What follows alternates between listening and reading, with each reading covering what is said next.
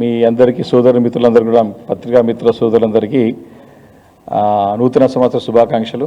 Cameraman అందరూ కూడా నూతన శుభాకాంక్షలు. మరి నిన్న తెలంగాణ రాష్ట్ర ముఖ్యమంత్రి వర్యులు రేవంత్ రెడ్డి గారు ఒక ప్రకటన తన ఒక సోషల్ మీడియా ప్లాట్ఫామ్స్ ద్వారా అందరం చూసాం.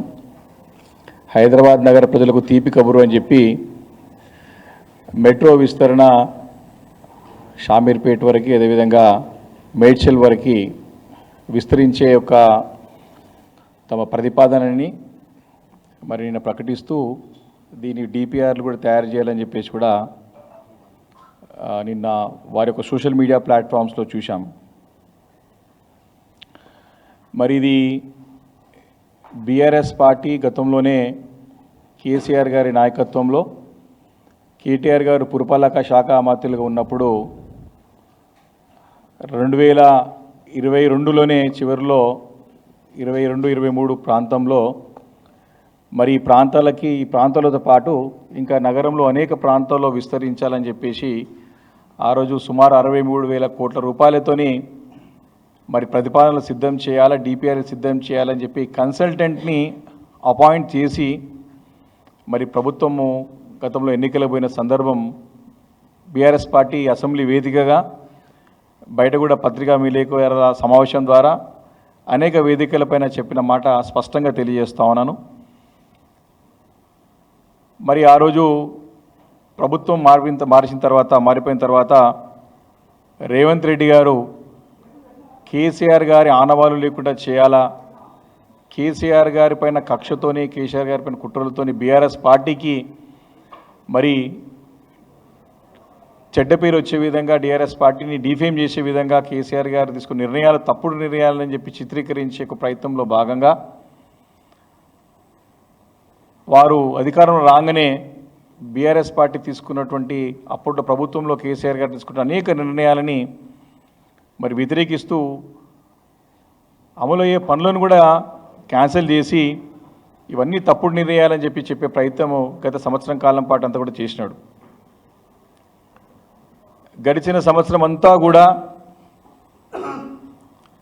మరి తప్పుడు తడకల నిర్ణయాలతోని విధ్వంసకరమైనటువంటి అరాచకమైనటువంటి నిర్ణయాలు తీసుకొని అభివృద్ధిని అంతా కూడా తొంగలో తొక్కి అభివృద్ధిని కూడా అంతా కూడా నడ్డి విడిచే విధంగా, అంటే అభివృద్ధి ముందుకు తీసుకుపోయే విధంగా కాకుండా అన్నీ కూడా గత సంవత్సరం కాలం పాటు ప్రభుత్వం వచ్చిన తర్వాత మొన్న 31 డిసెంబర్ వరకు కూడా అన్ని నిర్ణయాలు కూడా తిరోగమన నిర్ణయాలే, అన్నీ కూడా తుగ్లక్ నిర్ణయాలే. వారు తీసుకున్న ప్రతి నిర్ణయం ప్రజల నుంచి వ్యతిరేకత, ప్రజల నుంచి ఆందోళనలు వచ్చినటువంటి సందర్భాల్లో వాటిని చక్కదిద్దే ప్రయత్నం చేయక డైవర్షన్ పాలిటిక్స్ కూడా చేసిన సంగతి మనందరం కూడా సంవత్సరం కాలం పాటు చూసాం. దానికి ఒక బెస్ట్ ఎగ్జాంపులే నిన్న నూతన సంవత్సరం సందర్భంగా వారు ప్రకటించిన నిర్ణయం స్పష్టంగా అర్థమవుతా ఉంది. ఎందుకు ఈ మాట చెప్తా ఉన్నానంటే, ఇదే మెట్రో రైల్ని మరి ఆ రోజు ప్రభుత్వం కేసీఆర్ గారు తీసుకునే నిర్ణయమే మేడ్చల్ కానివ్వండి, షామీర్పేట కానివ్వండి, రింగ్ రోడ్ల చుట్టూ కానివ్వండి, రాయదుర్గం నుండి షామీర్పేట వరకు అయితే పనులు కూడా ప్రారంభమైనాయి. వీటన్నిటిని రద్దు చేస్తూ కేసీఆర్ గారు నిర్ణయం అంటే ప్రభుత్వం తీసుకునే నిర్ణయాలని తప్పుపడుతూ కక్షపూరితంగా ప్రజలని ఇబ్బంది పెట్టే రకంగా తన కక్ష తీర్చుకోవడానికి తెలంగాణ రాష్ట్రాన్ని అభివృద్ధిని కుంటుపడే విధంగా నిర్ణయాలు తీసుకొని సంవత్సరం కాలం పాటు అంతా కూడా కాలయాపన చేసి ఇదే ప్రయత్నంలో వారు నిమగ్నమై ఉన్నారు. మళ్ళీ వారి తప్పును సరిదిద్దుకునే ప్రయత్నంలో భాగంగా నిన్న గతంలో ప్రభుత్వం తీసుకునే నిర్ణయాలనే వాటిని వ్యతిరేకించి వాటిని క్యాన్సిల్ చేసి మళ్ళీ నిన్న వారు తీపి కబూరు అని చెప్పేసి మళ్ళీ కేసీఆర్ గారు తీసుకున్న నిర్ణయాన్ని పాటించక తప్పలేదు. గౌరవ మా పార్టీ అధినేత కేసీఆర్ గారు మరి ఆ రోజుల్లో తెలంగాణ రాష్ట్రాన్ని అంటే ఒక ఆత్మలాగా భావించి తెలంగాణ రాష్ట్రాన్ని మరి భవిష్యత్ తరాల వరకు బాగుండాలని చెప్పేసి ఒక రూట్ మ్యాప్, ఒక రోడ్ మ్యాప్ని రాబోయే తరాల వారు ఎవరు ఇబ్బంది పడొద్దని చెప్పేసి అన్ని రంగాలలో మరి తీర్చిదిద్ది ఒక చక్కటి ఒక రూట్ మ్యాప్ని, ఒక రోడ్ మ్యాప్ని మరి తయారు చేసి పెట్టి చక్కగా పనిచేసుకుంటూ పోయిన తరుణం అది. హైదరాబాద్ నగరాన్ని కూడా మరి వరల్డ్ క్లాస్ సిటీగా రూపొందించి బెస్ట్ క్వాలిటీస్, బెస్ట్ ఒక అమ్యూనిటీస్ ఇవ్వాలనేటువంటి ఉద్దేశంతో కేటీఆర్ గారి నాయకత్వంలో పెద్ద ఎత్తున పనులు తయారు చేసుకుని భవిష్యత్కి తెలంగాణ రూట్ మ్యాప్ను కూడా తయారు చేసి పెట్టినటువంటి ఘనత మా బీఆర్ఎస్ పార్టీకి దక్కింది. వీరు చక్కగా అప్పుడు తీసుకున్న నిర్ణయాలని అమలు చేసి ఉంటే ఈ సంవత్సరం కాలం పాటు రాష్ట్రం ఇంకా కూడా పురోగతి సాధించి ఇంకా కూడా అభివృద్ధి చేయడానికి అవకాశం ఉండే.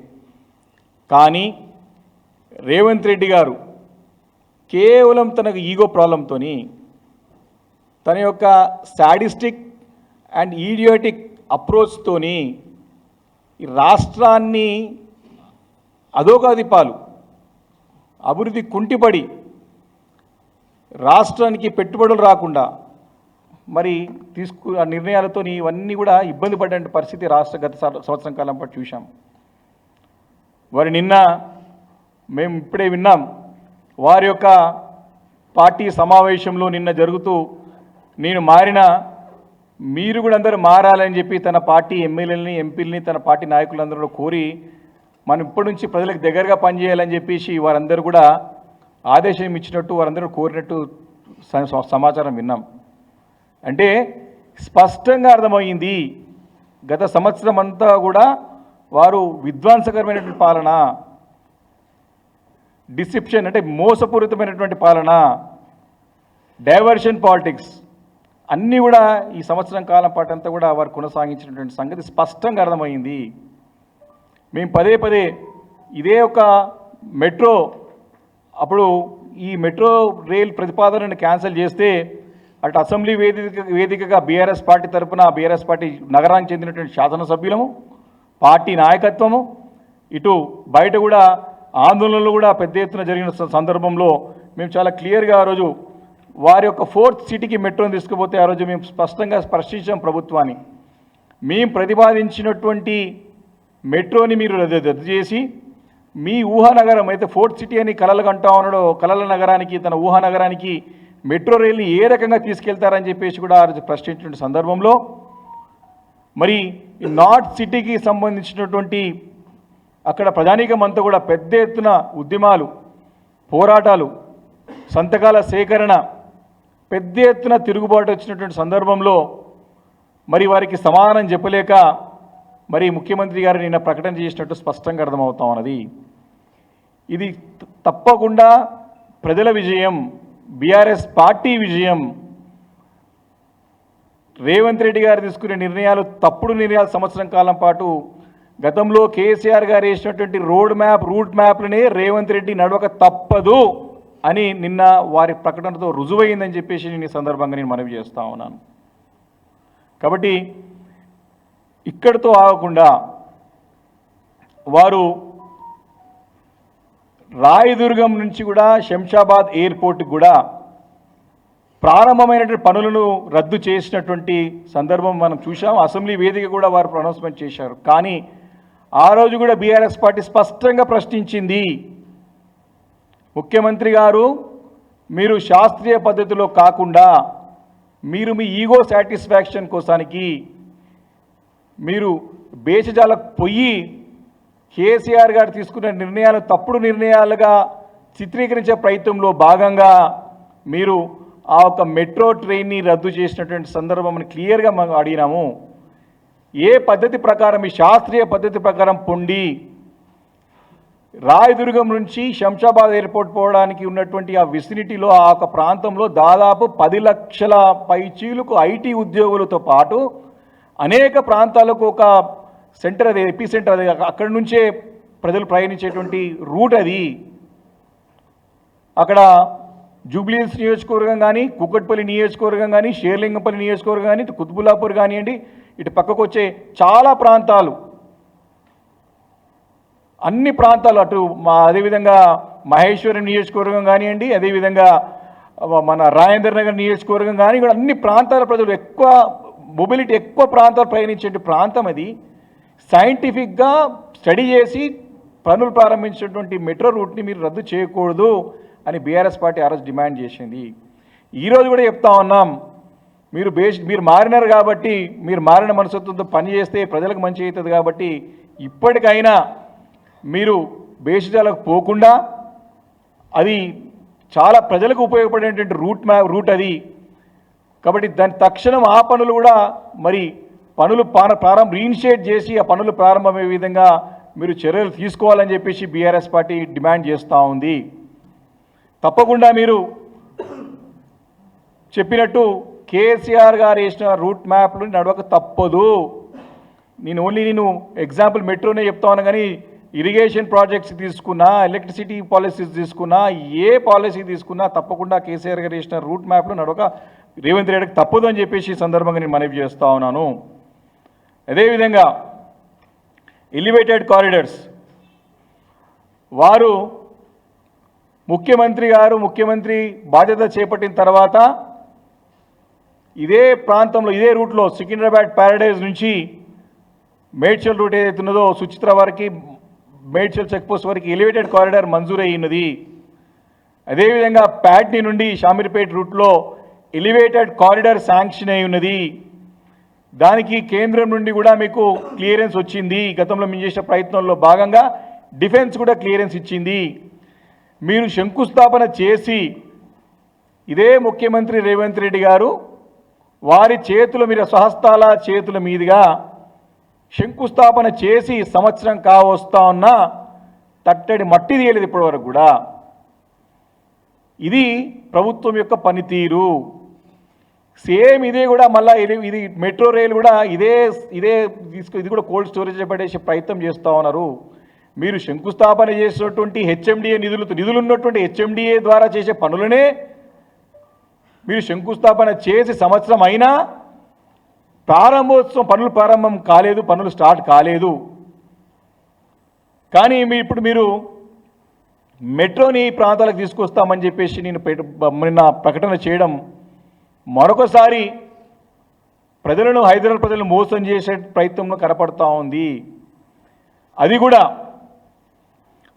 2B అంటే సెకండ్ ప్రిఫరెన్స్లో రెండో ఫేజ్లో ఏ లిస్ట్లో కాకుండా బి లిస్ట్లో పెట్టి సెకండ్ ప్రిఫరెన్స్లో పెట్టే ప్రయత్నం చేస్తూ ఉన్నారు రేవంత్ రెడ్డి గారు.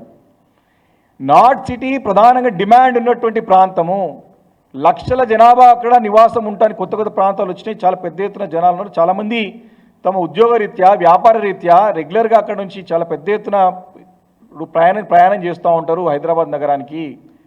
మీరు దీన్ని టాప్ ప్రయారిటీలో పెట్టుకోవాల్సినటువంటి అవసరం ఉంది. కానీ దీన్ని సెకండ్ ప్రిఫరెన్స్లో పెట్టుకోవడం బీఆర్ఎస్ పార్టీ తీవ్రంగా ఖండిస్తూ ఉంది, వ్యతిరేకిస్తూ ఉంది.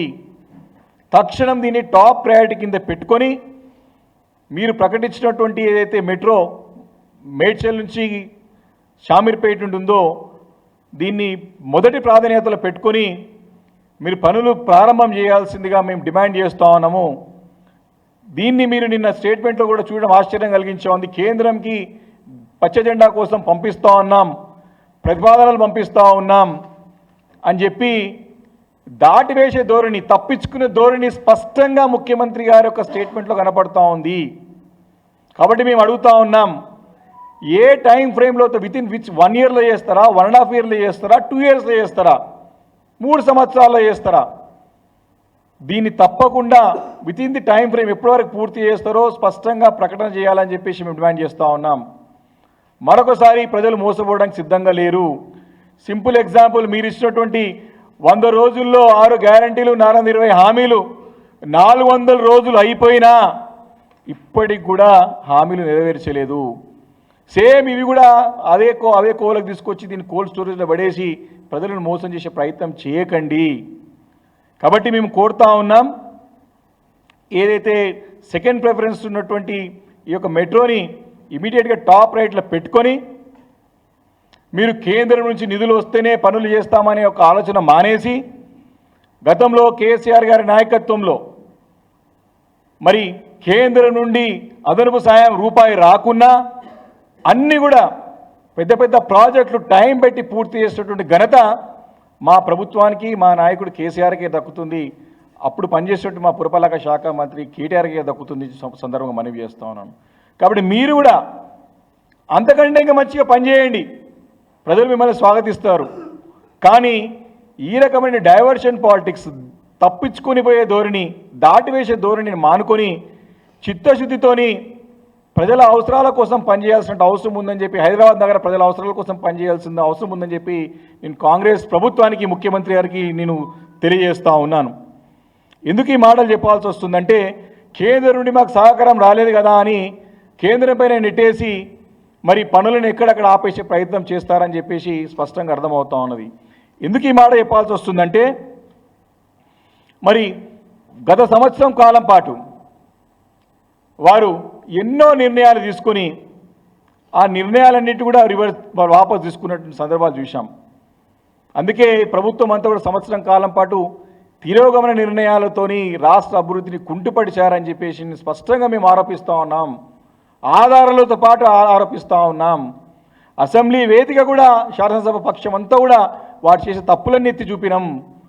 తప్పులు సరిదిద్దుకోమని చెప్పే ప్రయత్నం చేశాం. ప్రభుత్వము మొండి వైఖరితో పోకుండా ప్రజలని మరి దృష్టిలో పెట్టుకొని పనిచేయాల్సిన అవసరం ఉన్నది. గతంలో కూడా గత ప్రభుత్వం తీసుకున్న మంచి నిర్ణయాలన్నింటి కూడా ఫార్మా సిటీని మేము క్యాన్సిల్ చేస్తామని చెప్పింది.